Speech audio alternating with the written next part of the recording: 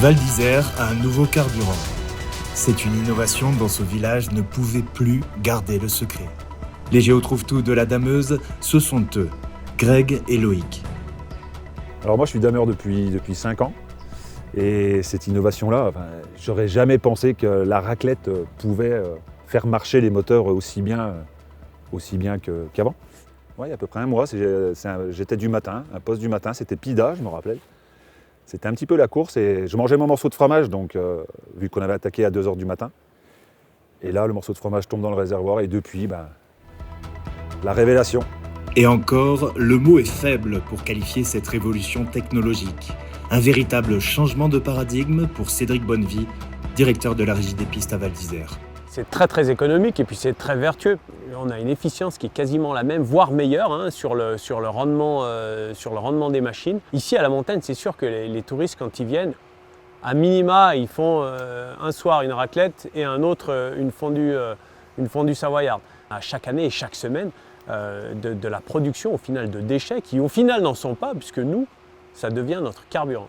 On est en train de créer un vrai pôle avec toutes les compétences, tous les acteurs autour de ce nouveau carburant, que ce soit les fromagers, les restaurateurs. On essaie de vraiment optimiser tout cela.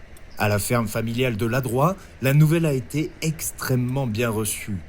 Un petit bidon à croûte fait exprès. Et regardez cette merveille. Voilà tout ce qu'on récolte. Franchement, c'est une action écologique. Ils sont contents que ça soit pas un déchet. Et ils trouvent que l'idée est hyper innovante. Donc généralement, ils sont tous très fiers de ramener les croûtes. Mais on a aussi du coup après les gros bacs pour toute la restauration. Tous les restaurants récoltent les croûtes aussi. Et après, du coup, on va carrément en cuve les fabriquer pour faire le carburant. La demande est telle que dans les années à venir, on va manquer de carburant. Donc le but est de produire de plus en plus et d'alimenter de plus en plus de dameurs avec un fromage local. Une solution certes écologique qui en amène certains à être un peu trop enthousiastes. Je vais rôder autour des dameuses pour respirer les vapeurs de raclette. L'odeur de raclette m'inspire pour monter dans la montagne tous les jours. Et depuis qu'ils ont changé de carburant, je suis les dameuses à la trace pour aller respirer les vapeurs. J'adore ça.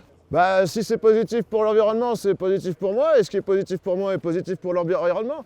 Enfin, ce que je veux dire, c'est que c'est quand même incroyable cette odeur de raclette. Moi, j'adore ça, j'en peux plus, j'adore. Puis, j'ai jamais entendu dire que c'était mauvais pour la santé. On va avoir à se réadapter par rapport à nos équipes parce qu'effectivement, on avait quelqu'un dans nos équipes qui était quasiment allergique au fromage au final. Et donc, on a dû se séparer de lui, effectivement. Et dans le futur, ce sera dans nos entretiens d'embauche, ce sera clairement une question que l'on posera. Il faudra que nos chauffeurs soient fromage compatibles.